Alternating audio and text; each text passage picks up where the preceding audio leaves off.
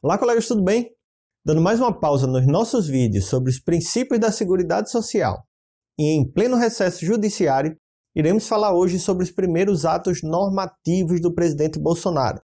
Nós vamos tentar explicar os pontos principais dessas inovações de maneira bem didática, para que não só o profissional do direito, mas todas as pessoas possam compreender o que foi feito pelo presidente até agora. Aproveita aí a vinheta do canal para fazer sua inscrição e ativar o sino de notificações.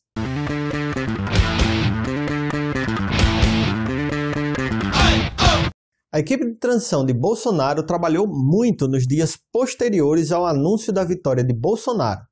Isso se reflete no número de atos legislativos que foram praticados por ele e sua equipe de assessores e ministros. Nos 3 primeiros dias do seu mandato foram 22 decretos e uma medida provisória. Para você que não é de direito, o que significam essas normas jurídicas? Bem, um decreto é um ato que pode ser praticado isoladamente pelo chefe do executivo, ou seja, o decreto trata de matérias que não necessitam de participação do legislativo para começar a valer. Ah, professor, mas por que o presidente, então, não governa somente através de decreto e deixa o Congresso para lá? Porque a Constituição só permite que o presidente emita decretos em matérias previamente estabelecidas na própria Constituição ou nas leis. Portanto, o decreto está hierarquicamente abaixo da Constituição e das leis. E como a Constituição e as leis do país são feitas no Congresso Nacional, ou seja, através de nossos deputados e senadores, o presidente depende diretamente deles ou de sua autorização para tratar de temas que são muito importantes, como, por exemplo, a reforma trabalhista, tributária ou a reforma da Previdência. Já a medida provisória dá ao presidente maior poder para tratar de temas mais importantes, porque, segundo a própria Constituição, a medida provisória tem força de lei. Acontece que, como o próprio nome diz, se ela não for transformada em lei por nossos deputados e senadores, ela tem dia e hora para acabar. Daí a medida provisória ser provisória. Além disso, o presidente só pode utilizar da medida provisória em situações em que ele entenda urgentes e relevantes para o Brasil. Portanto, em matérias que necessitam ser implementadas imediatamente, sem necessidade da tramitação lenta de um projeto de lei no Congresso Nacional. Alguns temas, porém, são proibidos de serem tratados através de medida provisória, como é o caso da criação ou extinção de crimes e penas, que, apesar de relevantes e até serem consideradas urgentes, necessitam passar pelos deputados e senadores para começar a valer no país. Compreendido isso, vamos aos atos de Bolsonaro. A única medida provisória assinada por Bolsonaro até agora, ou seja, o único ato de Bolsonaro com força de lei, foi a medida provisória 870 de 2019, apelidada de MP da Reforma Administrativa, que, somada a 20 dos 22 decretos publicados, modificou a estrutura dos ministérios e dos órgãos da administração direta, o que provocou, por exemplo, a diminuição do número de ministérios com a incorporação de atribuições. O Ministério do Trabalho, por exemplo, foi extinto e suas atribuições foram incorporadas ao Ministério da Economia, quanto ao FGTS e o Fundo de Amparo ao Trabalhador, e ao Ministério da Justiça e Segurança Pública, quanto ao registro dos sindicatos. Essa medida, inclusive, já está sendo questionada no STF por uma entidade denominada Federação Nacional de Advogados, sob a alegação de que a medida viola o princípio da proibição do retrocesso social.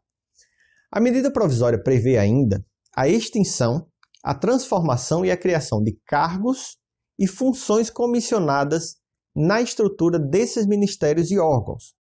Se você não sabe a diferença entre cargos e funções comissionadas, os cargos públicos podem ser ocupados por servidores de carreira ou por servidores comissionados.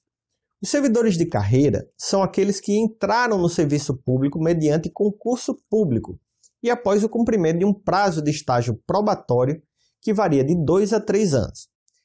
Após esse prazo, os servidores se tornam estáveis. É importante mencionar que os servidores de carreira não são atingidos pela medida provisória de Bolsonaro, pois elas extinguem apenas cargos em comissão. E o que são cargos em comissão? Cargos em comissão são aqueles ocupados por servidores que ingressaram na administração sem concurso público ou por mera indicação da autoridade. Esses servidores ocupam cargos estratégicos de chefia ou de assessoramento à autoridade pública e gozam da confiança de quem os indicou, porém, não são estáveis, podendo ser exonerados a qualquer momento. A medida provisória de Bolsonaro atinge diretamente os servidores comissionados, a fim de fazer o que ele denominou de despetização da administração, afastando qualquer resquício do PT na chefia ou assessoramento dos ministros. Faltou falar apenas do que é função comissionada. A função comissionada é ocupada exclusivamente por servidores estáveis de carreira, ou seja, aqueles que passaram em concurso público. Apesar de não ser uma condição estável, no sentido de que o servidor pode deixar de exercer aquela função comissionada por vontade do gestor, este servidor não é exonerado da administração, ele apenas volta para o seu cargo original.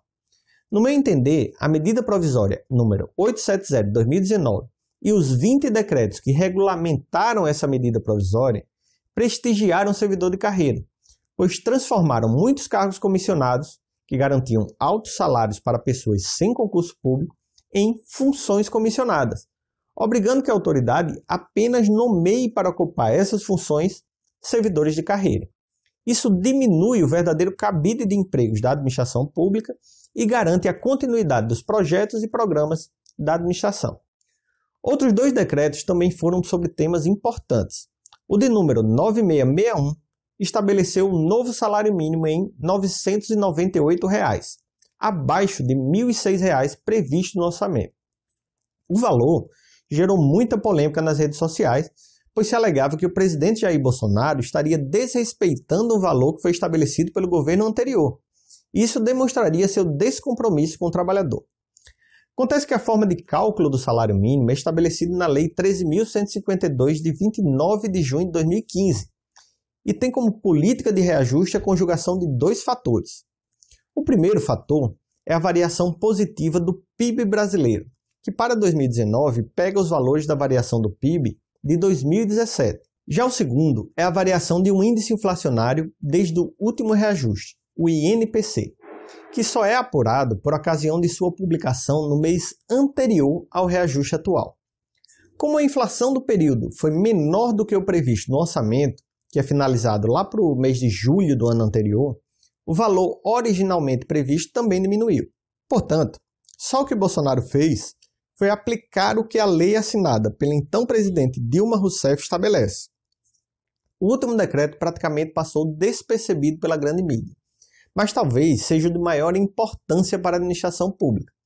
É o decreto número 9.663 de 2019, que aprovou o Estatuto do Conselho de Controle de Atividades Financeiras, o COAF. Vocês lembram do COAF? Aquele mesmo que apontou movimentações financeiras suspeitas do Queiroz, o ex-assessor do filho de Jair Bolsonaro, na Assembleia Legislativa do Rio de Janeiro. Pois bem, a aprovação do Estatuto trouxe uma importante modificação na forma de acesso das informações do COAF pelos órgãos de fiscalização, como, por exemplo, a Polícia Federal. Acontece que, antes do decreto de Bolsonaro, as informações do COAF só poderiam ser utilizadas por outros órgãos mediante decisão judicial, que determinasse a quebra do sigilo bancário do investigado. Isso, principalmente em relação a membros do crime organizado, se não inviabilizava a investigação, ligava um sinal de alerta em outros membros dessa mesma organização quanto aos rumos da investigação. Com a alteração do Estatuto do COAF, as informações são compartilhadas automaticamente, sem a intervenção do Judiciário, e o sigilo permanece como uma atribuição comum a todos os órgãos. Esse é um grande avanço no combate à corrupção e ao tráfico de drogas, pois, se for do interesse dos investigadores, pode-se manter a operação em sigilo até que se reúna um maior volume de provas. Espero que tenha gostado do vídeo de hoje. Faça sua inscrição no canal e não deixe de ativar o sininho de notificações para novos vídeos. Muito obrigado a todos e até a próxima.